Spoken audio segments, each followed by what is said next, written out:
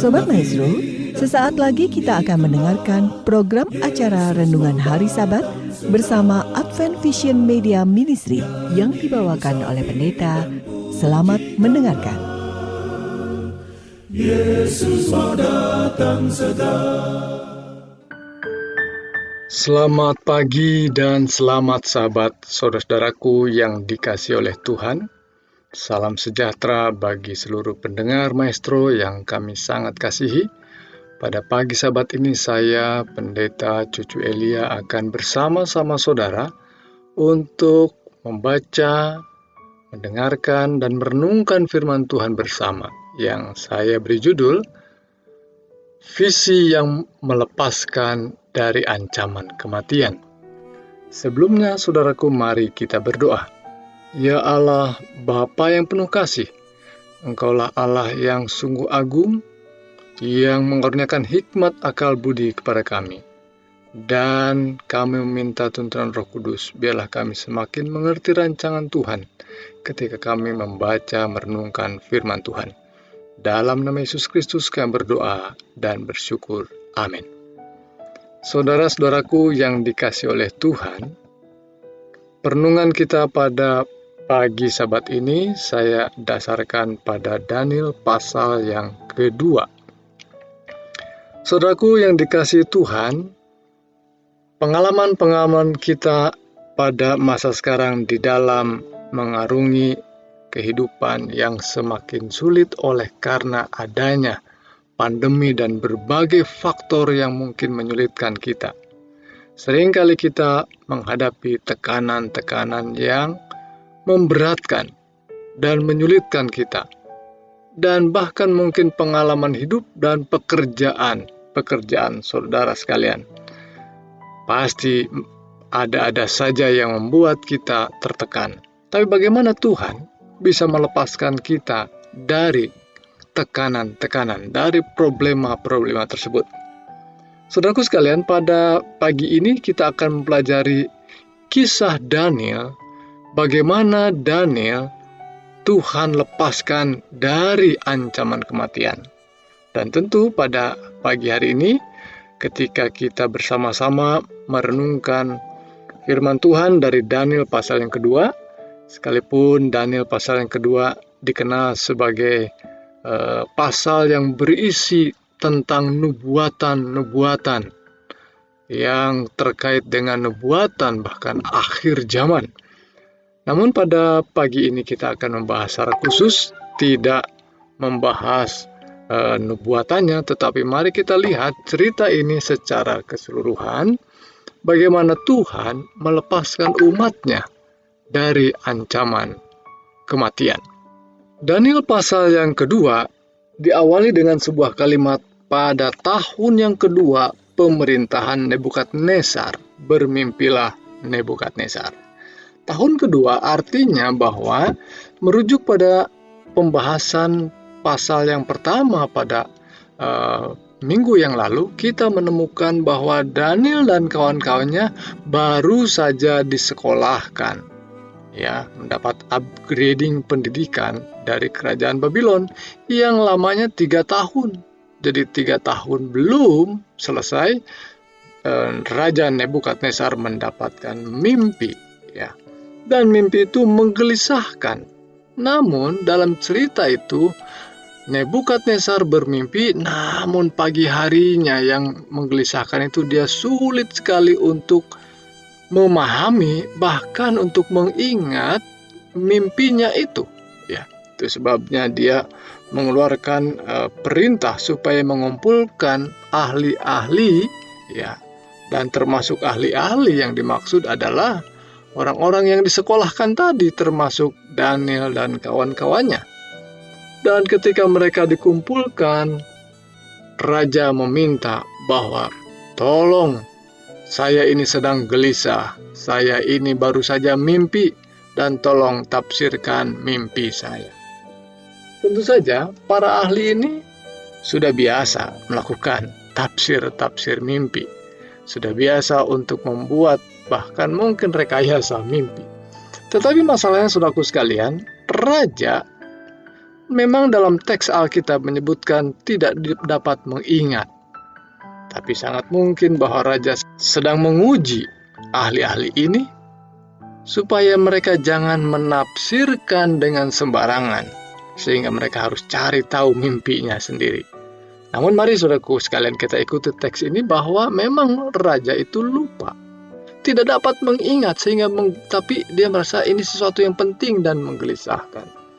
Maka raja terus mendesak, tolong lakukan apa yang saya perintahkan. Beritahu mimpinya dan beritahu juga tafsir mimpi itu. Saudaraku sekalian, dalam ayat-ayat firman Tuhan dari cerita Daniel ini diungkapkan bahwa orang-orang itu, ahli-ahli itu mengatakan, aduh, sukar sekali permintaan raja itu. Tidak ada seorang pun yang mampu di atas dunia ini yang mengungkapkan permintaan raja itu. Waduh, saudaraku sekalian, kalau ada orang mengatakan ini kepada seorang pembesar, seolah-olah dia sedang mengecilkan raja. Ya, dia sedang meremehkan raja. Maka raja begitu murka ketika mendengar perkataan itu. Oh, kalau memang begitu, semua para ahli mimpi, ahli jampi ini, ahli tenung ini, semua akan dibinasakan. Dan raja benar-benar memerintahkan. Perintah raja adalah perintah yang harus dilaksanakan. Akan dibinasakan semua ahli-ahli termasuk Daniel dan kawan-kawannya yang sudah disekolahkan itu. Saudaraku yang dikasihi oleh Tuhan, memang raja ini terlihat sebagai seorang yang sangat kuat karakternya. Raja yang luar biasa kemampuannya. Dan sungguh sangat diakui tentunya. Berbeda dengan yang melanjutkan kerajaannya, anaknya sendiri yakni Belsasar yang mengakhiri akan kerajaan Babylon. Orangnya sangat lemah sekali. Ketika dia tidak memiliki kemampuan untuk menafsirkan mimpi juga dalam itu atau dalam penglihatan terakhir daripada peristiwa kehancuran Babylon, dia meminta para ahli juga untuk menafsirkan, tetapi dengan iming-iming nanti dikasih hadiah. Beda saudaraku sekalian. Kalau Raja Nebukadnezar bukan mau kasih hadiah. Kalau kamu dapat menafsirkan, bagus. Kalau tidak, kamu mati. Jadi saudaraku sekalian, ini karakter yang kuat daripada Raja Nebukadnezar. Dan inilah yang juga tentu menggetarkan banyak orang. Inilah juga yang membawa kebesaran daripada negeri Babylon ini. Lalu saudaraku sekalian, tentu saja pegawai istana itu, pegawai raja yang namanya Ariok itu telah diperintahkan. Dan Daniel tahu, orang inilah yang diperintahkan untuk kemudian membinasakan semua ahli-ahli yang sudah disekolahkan oleh keuangan raja tentunya. Baik, Daniel tahu. Maka Daniel mendekati orang tersebut. Mendekati Ariok dan meminta, tolong berikan waktu kepada kami. Supaya kami mencari tahu. Supaya kami dapat memberitahu apa mimpi raja. Ya, tolong beri waktu. Saudaraku sekalian, rupanya Daniel mendapat perhatian. Sekalipun memang perintah raja untuk membinasakan mereka. Dan rupanya permintaan itu disampaikan kepada raja dan diberi waktu. Saya yakin waktunya bukan waktu satu malam, ya, dengan serta-merta mendapatkan jawabannya. Karena saya melihat bahwa Daniel pergi mencari kesempatan bersama teman-temannya, mengajak mereka untuk berdoa. Saya akan bacakan beberapa ayat. Maka Daniel menghadap raja ayat 16. Dan meminta kepadanya supaya ia diberi waktu untuk memberitahukan makna itu kepada raja. Kemudian pulanglah Daniel dan memberitahukan hal itu kepada Hananya, Misael dan Azaria, teman-temannya, dengan maksud supaya mereka memohon kasih sayang kepada Allah semesta langit mengenai rahasia itu, supaya Daniel dan teman-temannya jangan dilenyapkan bersama-sama orang-orang bijaksana yang lain di Babel. Saudaraku sekalian, kata dilenyapkan ini tanda sekali ya. Sungguh-sungguh mereka akan di bumi hanguskan dari negeri Babylon oleh karena tidak mampu memberitahu mimpi raja. Dan saudaraku sekalian, apa yang menarik dari cerita, dari ayat yang baru saja saya sampaikan, bahwa Daniel mengajak teman-temannya memohon belas kasihan Tuhan. Apa artinya? Datang, bersujud, berdoa kepada Allah, meminta dengan sangat. Ya, bukan hanya oleh karena mereka akan dibunuh, bukan mereka karena diancam kematian, tetapi memang mereka adalah orang-orang yang mengasihi Tuhan, orang-orang yang mengasihi teman-temannya juga, orang-orang yang mengasihi kerajaan itu. Bagaimana banyak orang akan dibunuh oleh karena tidak bisa memberikan tafsir atau memberitahu mimpi raja. Jadi benar-benar Daniel datang kepada Tuhan, mencari waktu-waktu yang khusus untuk meminta kemurahan Tuhan, kasih sayang Tuhan. Saudaraku, kalau kita memiliki pergumulan yang berat, dan saya memiliki banyak pergumulan, tetapi pergumulan yang akan mengalami ancaman kematian itu belum pernah barangkali. Semoga tidak pernah. Tetapi kalau itu terjadi, ini adalah rahasianya, datang kepada Tuhan. Dan demikian juga dalam pergumulan yang dianggap sepele. Dan tidak boleh, saudaraku sekalian, tidak boleh menganggap ada persoalan dan pergumulan yang dianggap sepele. Karena tidak ada pergumulan yang dianggap sepele yang membuat kita mungkin tidak perlu datang kepada Tuhan. Kita harus datang kepada Tuhan dalam berbagai pergumulan, meminta pertolongan Tuhan selalu. Kita terus dan terus bersandar pada pertolongan Tuhan. Maka inilah pelajaran yang menarik bagi saya pribadi, bahwa saudaraku sekalian, mari dalam setiap pergumulan itu gunakan lutut kita, gunakan waktu-waktu khusus, ya. Waktu-waktu khusus artinya waktu yang boleh jadi adalah waktu yang spesial, waktu yang lebih membuat kita lebih konsentrasi datang kepada Tuhan dalam doa. Mungkin itu waktunya malam, waktu subuh, ketika ada banyak orang sedang tertidur, tidak ada keramaian, sungguh sunyi senyap, dan kita bisa mendengar Tuhan berbicara kepada kita. Baik, saudara sekalian, mari kita teruskan cerita ini. Maka rahasia itu disingkapkan kepada Daniel dalam suatu penglihatan malam.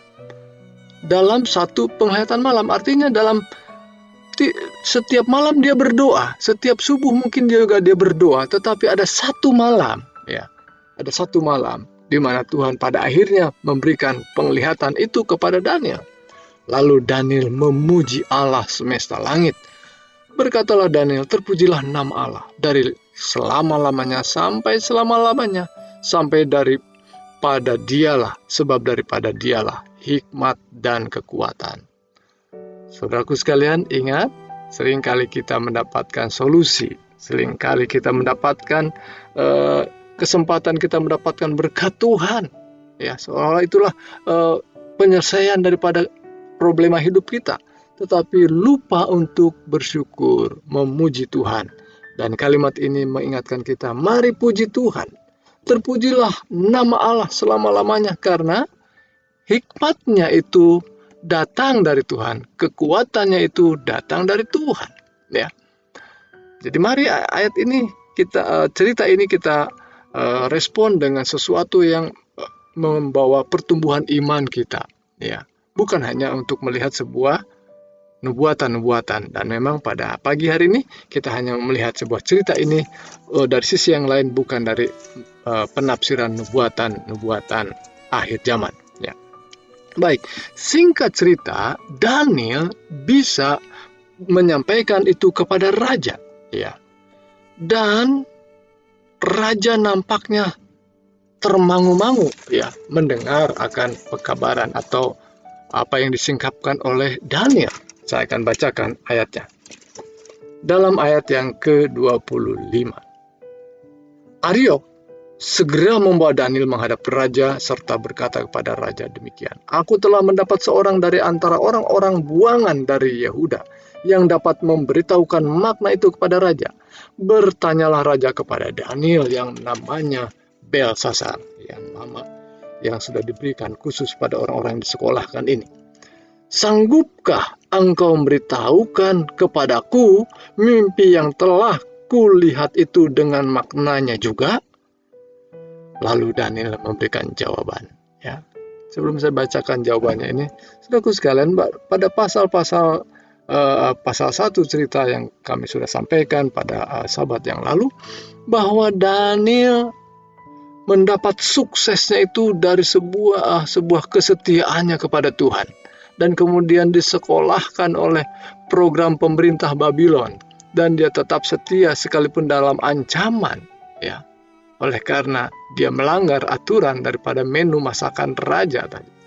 Nah, sekarang dia mendapatkan ancaman kembali, ya, dan Tuhan memberikan solusi. Masalahnya, saudaraku sekalian, apa yang diutarakan Daniel yaitu mimpi raja, dan mimpi raja itu tafsirnya adalah tafsir yang tidak menyenangkan bagi raja, saudaraku sekalian. Nah, itulah sebabnya raja sangat menghargai Daniel ini, sebab ada banyak para ahli yang kalau ditanya tafsirnya isinya hanya menyenangkan raja saja. Jadi saudaraku sekalian, hati-hati bagi kita yang seorang pekerja, yang di bawahnya ada atasan kita, di bawahnya juga ada bawahan kita mungkin. Itulah pekerjaan biasanya. Jangan pernah kita melakukan satu pekerjaan hanya untuk menyenangkan atasan, hanya untuk menyenangkan babe saja katanya, ya, istilahnya. Nah, demikian juga Daniel. Daniel hanya menyatakan apa yang dinyatakan oleh Tuhan. Demikian hasil yang diberikan oleh Tuhan. Inilah mimpinya. Maka dia sebelum menyampaikannya, dia mengatakan ini, ya.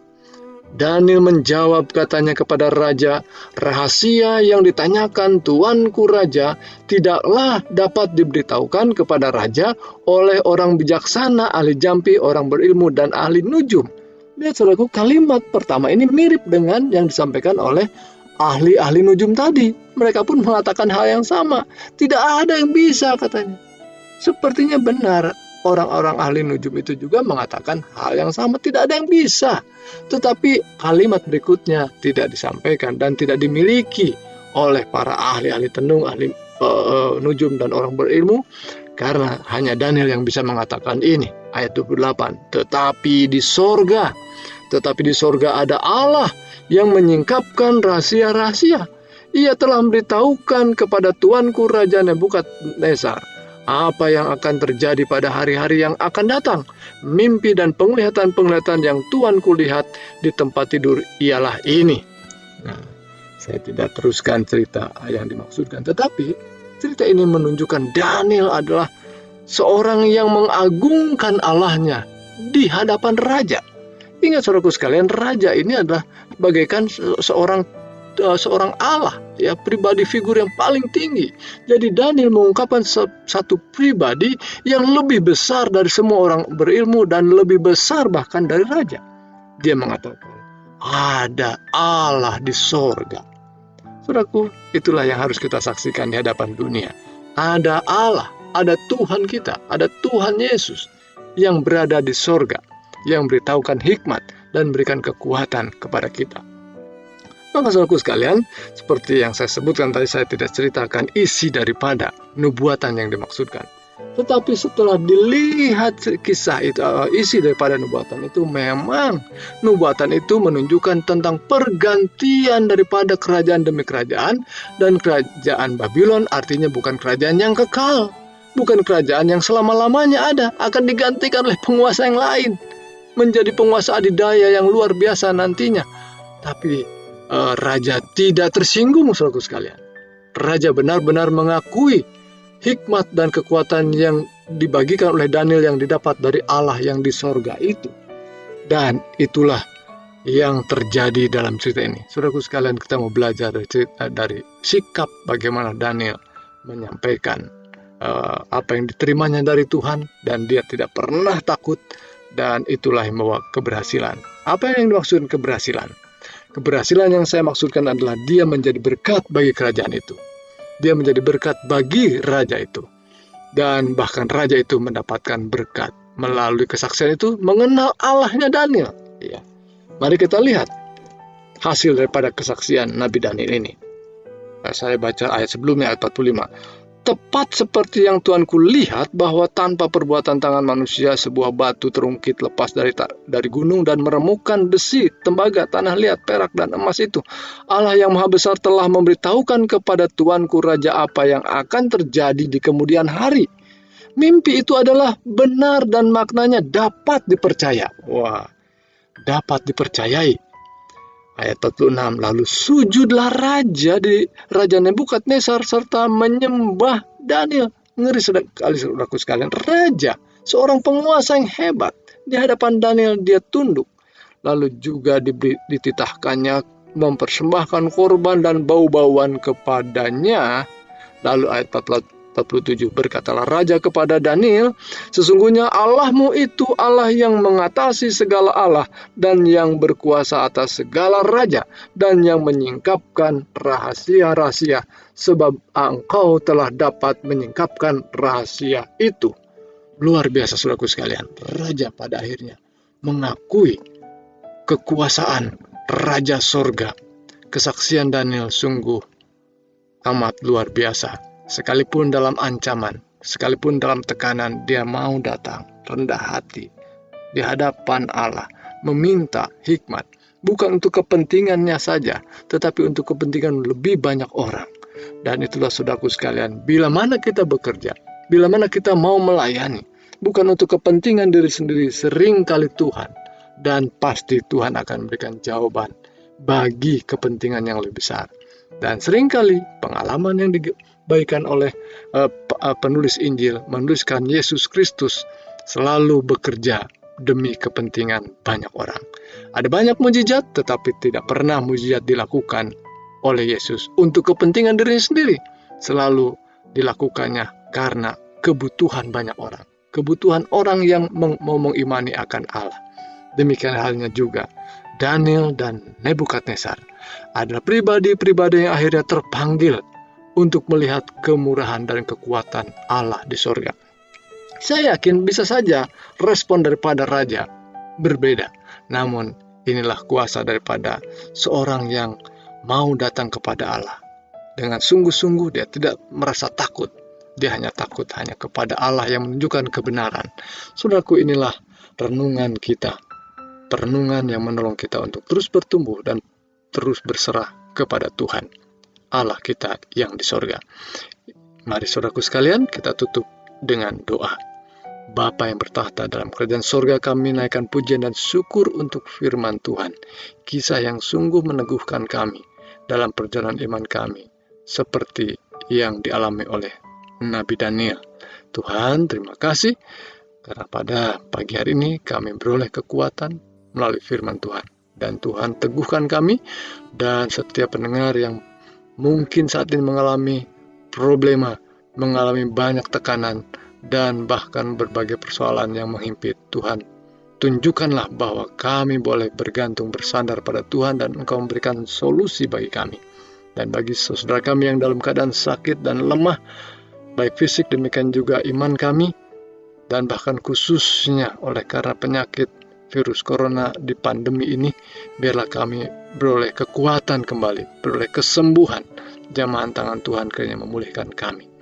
Inilah doa kami Bapa. Kami sampaikan doa kami dengan minta keampunan dosa, karena kami minta hanya dalam satu nama yang berkuasa, Yesus Kristus, Tuhan kami dan Juru Selamat kami. Amin.